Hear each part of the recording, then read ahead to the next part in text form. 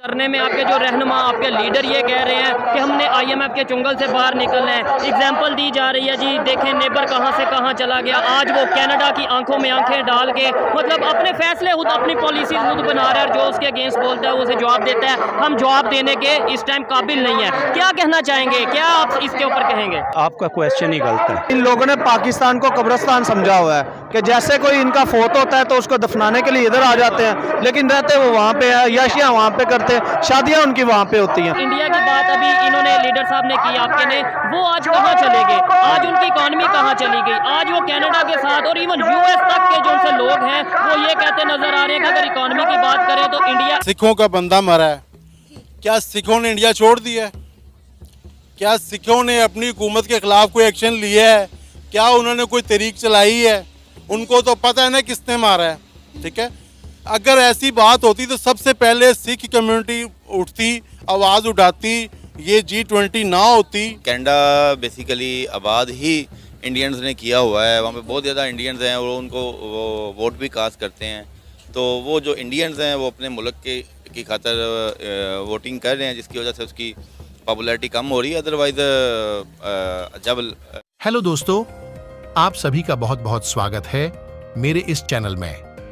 आशा करता हूं कि आप सब बिल्कुल अच्छे होंगे।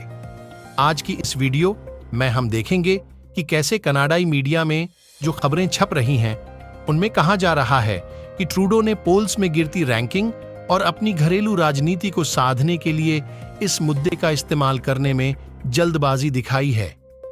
कनाडा के प्रमुख अखबार नेशनल पोस्ट ने अपने संपादकीय में लिखा, यह याद रखना जरूरी है कि ट्रूडो ने जो आरोप लगाए हैं उसे साबित किया जाना बाकी है और ट्रूडो कनाडा के लोगों को वो अब तक कोई सबूत दिखाने में नाकाम रहे हैं। तो वीडियो में आगे बढ़ते हैं। अपना कीमती समय देने के लिए आपका बहुत बहुत धन्यवाद। आशा करता हूं कि आपको वीडियो अच्छा लगेगा। ये आपसे रिक्वेस्ट है कि जितना हो सके इस वीडियो को लाइक और शेयर करें और हम लगे हुए हैं। यार एक जंग छिड़ी हुई है और इसका जो नुकसान है वो कनाडा के प्राइम मिनिस्टर की पॉपुलैरिटी को बहुत ज़्यादा हो रहा है। उनकी पॉपुलैरिटी डैमेज हो रही है इंडिया के साथ जंग छिड़ने की वजह से। क्या कहेंगे, वहाँ की जो अवाम है वो कह रही है कि अगर आप इंडिया के साथ ताल्लुकात बेहतर नहीं कर सकते तो अपनी कुर्सी छोड़ दें।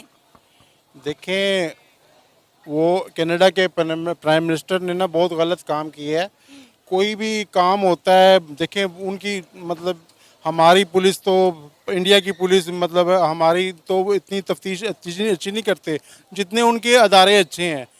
भाई किसी पे इल्ज़ाम लगाने से पहले सोचें कि समझ के बात कर रहे हैं। उसने कनाडा प्राइम मिनिस्टर ने पहले गलत काम किया कि उनके सफारतकार को बाहर निकाल दिया, ठीक है, गलत काम किया। अभी जब इंडिया से कनाडा के लोग कमा रहे हैं, इंडियन इतने लोग पढ़ने जा रहे हैं, ठीक है, कनाडा में जाए, और कनाडा में काफ़ी सिख कम्युनिटी है, ठीक है, और जितने भी सिख हैं जो मतलब है कि उसको सिखों का बंदा मरा है, क्या सिखों ने इंडिया छोड़ दिया है? क्या सिखों ने अपनी हुकूमत के खिलाफ कोई एक्शन लिया है? क्या उन्होंने कोई तहरीक चलाई है? उनको तो पता है ना किसने मारा है, ठीक है। अगर ऐसी बात होती तो सबसे पहले सिख कम्युनिटी उठती, आवाज़ उठाती, ये G20 ना होती। कनाडा बेसिकली आबाद ही इंडियंस ने किया हुआ है, वहाँ पे बहुत ज़्यादा इंडियंस हैं और उनको वो वोट भी कास्ट करते हैं।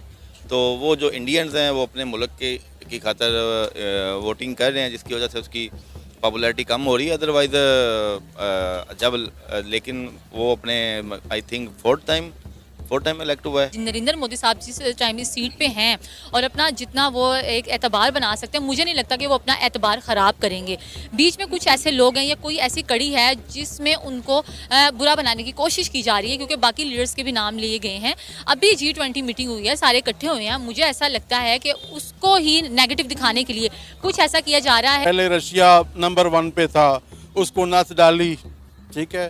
उसके बाद चाइना भी नंबर 1 पे आ रहा है, उसको भी नत डालने की पूरी कोशिश कर रहे हैं। जाहिर सी बात है जो सुपर ताकतें हैं उनसे तो हजम नहीं हो रहा ना कि इंडिया ऊपर जा रहा है, ठीक है, उनसे तो हजम नहीं हो रहा। जाहिर सी बात है कोई ना कोई वो इशू उठाएंगे, कोई ना कोई, मगर अब इंडिया को फ़र्क पड़ने वाला कुछ भी नहीं है। ये छोटे मोटे पटाखों से कनाडा के दरमियान जो तमाम मसले मसाइल चल रहे हैं, एज अ पाकिस्तानी आप इस पर अपनी क्या राय रखते हैं?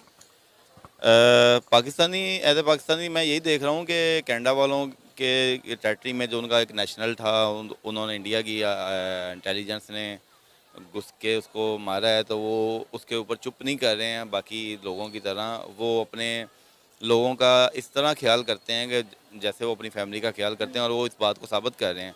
उन्होंने इस चीज़ को का ख्याल करते छोड़ते हुए कि इंडिया दुनिया की 5वीं बड़ी मईशत है, इसको भी परवाह किए बगैर उन्होंने इस चीज़ के ख़िलाफ़ आवाज़ उठाई है। और हो सकता है इसका उसको कोई रिज़ल्ट भी भुगतने पड़े कैनेडियन प्राइम मिनिस्टर साहब को, लेकिन जो उसने किया है, उसने अपनी गैरत के ऊपर उसने आँच नहीं आने दी। मुतालबा जो किया उन्होंने, लेकिन सर इसके खिलाफ अभी उन्होंने कोई भी ठोस सबूत नहीं दिया कि ये सब वाकई में इंडिया का किया धरा है या नहीं।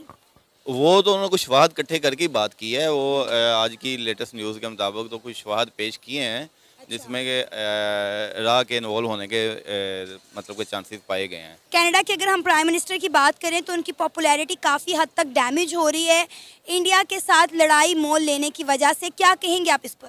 उसकी बड़ी सिंपल सी वजह यह है कि कनाडा बेसिकली आबाद ही इंडियंस ने किया हुआ है। वहाँ पे बहुत ज़्यादा इंडियंस हैं और उनको वो वोट भी कास्ट करते हैं। करने में आपके जो रहनुमा, आपके लीडर ये कह रहे हैं कि हमने IMF के चुंगल से बाहर निकलना है। एग्जाम्पल दी जा रही है जी, देखें नेबर कहाँ से कहाँ चला गया। आज वो कनाडा की आंखों में आंखें डाल के मतलब अपने फैसले खुद, अपनी पॉलिसीज खुद बना रहा है, और जो उसके अगेंस्ट बोलता है उसे जवाब देता है। हम जवाब देने के इस टाइम काबिल नहीं है। क्या कहना चाहेंगे, क्या आप इसके ऊपर कहेंगे? आपका क्वेश्चन ही गलत है। इन लोगों ने पाकिस्तान को कब्रिस्तान समझा हुआ है कि जैसे कोई इनका फोत होता है तो उसको दफनाने के लिए इधर आ जाते हैं, लेकिन रहते वो वहाँ पे है, याशियाँ वहाँ पे करते हैं, शादियाँ उनकी वहाँ पे होती हैं। इंडिया की बात अभी इन्होंने लीडर साहब ने की आपके ने, वो आज कहाँ चले गए? आज उनकी इकॉनमी कहाँ चली गई? आज वो कनाडा के साथ और इवन US तक के जो उनसे लोग हैं वो ये कहते नजर आ रहे हैं कि अगर इकॉनमी की बात करें तो इंडिया एलिफेंट है और कनाडा एक चूंटी है। ये चोर लुटेरे, ये जमहूरी गुंडे ये मुल्क को खा गए हैं, ये मुल्क को लूट ले गए हैं।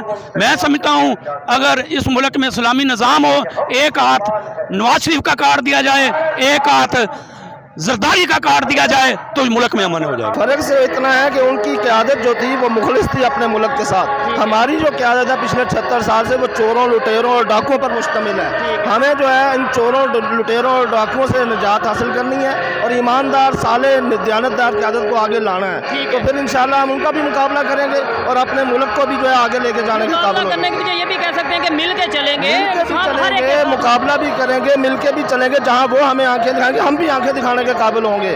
अगर वो हमें आंखें दिखाएंगे तो हम भी आंखें दिखाएंगे। वो प्यार से बात करेंगे तो हम भी प्यार से बात करेंगे। हमारे बड़े कहते थे कि जो एक दफा जो खतरी है ना, ये IMF खतरी है, जो एक दफा खतरी के चुंगल में फंस जाए, कर्ज में फंस जाए तो उसकी ज़मीनें, उसका घर दे के भी जान। लेवल पे बात करें, अभी आपके रहनुमा स्टेज पे ये कह रहे थे हमें IMF के चुंगल से बाहर निकलना है, आज़ाद होना है, और फिर कश्मीर की बात की, इंडिया की बात की कि वो देखें आज किधर से किधर और क्या कहाँ पे वो डेवलपमेंट चलेगी। क्या कहना चाहेंगे? IMF से के चुंगल से बाहर निकलना इतना आसान है कि स्टेज पे खड़े होकर हम बात कर देंगे और निकल जाएंगे? जी, बिस्मिल्लाहिर्रहमानिर्रहीम। जैसे स्टेज से आवाज़ बुलंद हुई कि IMF के चुंगल से निकलना आसान और हम निकल भी सकते हैं, मैं समझता हूं कि ये बात 100% सच है, क्योंकि पाकिस्तान के अंदर पोटेंशियल बहुत ज़्यादा। अच्छा। हमारे नौजवान बहुत मेहनती, हार्ड वर्कर नौजवान। लेकिन सर वो तो बाहर जाते जा रहे हैं बड़ी। लेकिन मैं आपसे गुजारिश ये करना चाह रहा हूं कि पाकिस्तान का जो निज़ाम है इसको तब्दील करेंगे, हम बेहतरी की तरफ आएंगे। उसके लिए बुनियादी वजह यह है कि पाकिस्तान को माशी तौर का नाम गुलाम रसूल भट्टी। आपका नाम? गुलाम सरवर। गुलाम सरवर। सर अभी यहाँ पे धरना हो रहा है पेट्रोल को लेके, बिजली के बिलों को लेके, यहाँ पे जो इकोनॉमी के हवाले से क्राइसिस चल रहे हैं इनको लेके। पहले तो सादा सा सवाल या टॉपिक की तरफ बाद में आऊँगा, मुझे ये बताइए धरना देने से पेट्रोल और बिजली के बिल के कम होते हैं पाकिस्तान में? कोई फर्क पड़ता है पाकिस्तान की गवर्नमेंट? इसका कोई बिजली के बिल या पेट्रोल सस्ता होता है या नहीं होता है? ठीक है, हम अपनी आवाज़ बुलंद कर रहे हैं और हम आवाम को ये बावर करवाने की कोशिश कर रहे हैं और हुकूमत को ये बावर करवाने की कोशिश कर रहे हैं कि इस वक्त कोई भी जो सियासी पार्टी है या सियासी लीडरशिप है वो आवाम के मसाइल का उनके पास हल नहीं है। हल जो है वो जमात इस्लामी की लीडरशिप के पास है और ये आजमाए हुए लोग हैं कि अवाम के अंदर से हैं और प्रोटोकॉल और बाकी सारी चीज़ों से मुस्तस्ना है। ये अवाम के आजमाए हुए हैं, ये पहली दफ़ा आजमान है। ठीक है। अच्छा, अभी स्टेज से मुझे आपके जो रहनुमा हैं वो स्पीच कर रहे थे, वो ये बोल रहे थे हमने IMF के चुंगल से बाहर निकलना है, हमने दुनिया की आंखों में आंखें डाल के चलना है, अपनी आज़ाद फॉरेन पॉलिसी बनाना है। क्या समझते हैं आज हम यहाँ पे बिजली के बिल का रेट अपनी मर्जी से नहीं बना सकते? पाकिस्तान में आटे का कीमत, 1 किलो आटे की कीमत अपनी मर्जी से नहीं गवर्नमेंट बना सकती। आपको लगता है IMF के चुंगल से बाहर निकलेंगे? क्या ये सिर्फ कह देने से हो जाएगा? इतना आसान है ये? हाँ, ये आज के धरने का मकसद भी ये है। हम ये लोगों को बताना चाहते हैं और ये साबित करना चाहते हैं कि जमात इस्लामी के पास ऐसी क़यादत मौजूद है कि जो आज़ाद फॉरेन पॉलिसी बना सकते हैं। जब गीदड़ की मौत आती है तो वो शहर का रुख करता है। मोदी की मौत आई जो उसने कनाडा का रुख कर लिया। अक़लियतों को कुचलने के लिए सिख रहनुमा को कनाडा में कत्ल करवाया, जो इंतहाई भारी पड़ गया नरेंद्र मोदी पर और भारत पर। आज भारत न पूरी दुनिया के सामने बेनकाब हो गया बल्कि बुरी तरह घेरे में आ गया। तमाम आलमी ताकतें मुकम्मल तौर पर कनाडा के साथ खड़ी हैं।